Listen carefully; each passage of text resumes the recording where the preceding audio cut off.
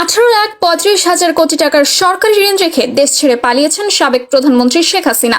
নানান ধরনের দেশি এবং বিদেশি উৎস থেকে এই ঋণ নেওয়া হয়েছে। অথচ 2009 সালে যখন শেখ হাসিনা এই বাংলাদেশের সরকার প্রধানের ক্ষমতা গ্রহণ করে, তখন বাংলাদেশের ঋণ স্থিতি ছিল মাত্র 2,76,830 কোটি টাকা।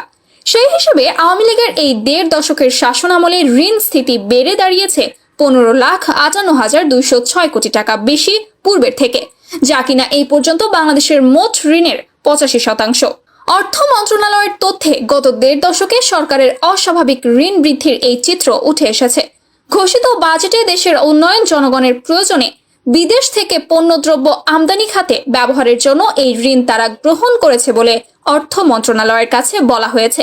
যদিও শেখ হাসিনা সরকারের বিরুদ্ধে সীমাহীন অন্যায় অবিচারের তথ্য আমাদের মাঝে ছড়িয়ে আছে, এই সময় লুটের শিকার হয়েছে দেশের ব্যাংক খাত। লুট হয়ে থাকা এসব অর্থ পাচার হয়েছে ইউরোপ, আমেরিকার মতন বড় বড় দেশে।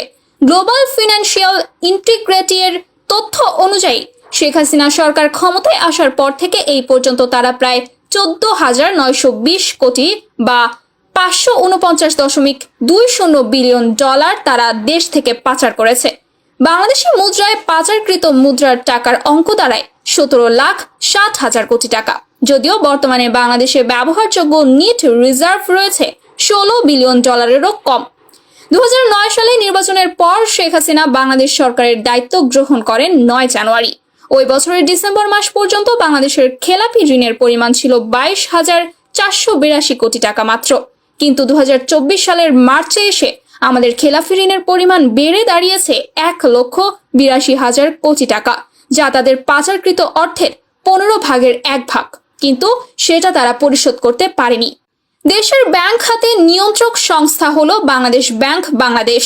খোদ বাংলাদেশ ব্যাংকের নেতৃত্ব অবস্থানের কর্মকর্তাই বলছে, ব্যাংক খাত লুণ্ঠনে বাংলাদেশ ব্যাংকের সহযোগিতার হাত হিসেবে তারা কাজে লাগিয়েছেন।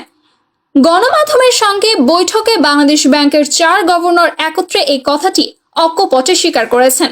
তারা বলেন, দায়িত্ব পালনে আমরা ব্যর্থ হয়েছি। চাকরি বাঁচানোর স্বার্থে অর্পিত দায়িত্ব আমরা পালন করতে পারিনি। অর্থনীতিবিদরা বলছেন, শেখ হাসিনা বাংলাদেশের উন্নয়নের দোহাই দিয়ে রাস্তা, ব্রিজ এবং মেট্রো রেলের মতো কিছু অবকাঠামো তৈরি করেছেন, কিন্তু তার বিপরীতে অর্থনীতিকে দীর্ঘ মেয়াদে পঙ্গু করে দিয়েছেন। দেশের আর্থিক খাত সহ প্রতিটি খাতকেই তিনি ধ্বংস করে দিয়েছেন। আওয়ামী লীগের প্রথম ক্ষমতায় আসার সময় অর্থাৎ 2009 থেকে 2013 সাল পর্যন্ত বাংলাদেশের ঋণ স্থিতি মোটামুটি ঠিকই ছিল। তবে তাদের ক্ষমতার বয়স বাড়ার সাথে সাথে তাদের ঋণের বোঝা বাড়তে থাকে।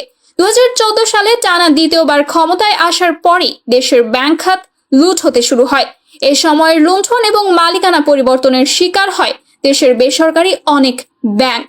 দেশের সব থেকে বড় ব্যাংক ইসলামী ব্যাংক বাংলাদেশ লিমিটেড এবং সোশ্যাল ইসলামী ব্যাংক PLC সহ অনেক ব্যাংকের মূল উদ্যোক্তারা ছিটকে পড়ে যান এই ব্যাংক খাত থেকে। এমনকি 2016 সালের ফেব্রুয়ারিতে বৈদেশিক মুদ্রার রিজার্ভ পুড়ে যাওয়ার মতন বড় পৃথিবী কাঁপানো সাইবার অপরাধ সংঘটিত হয় বাংলাদেশে।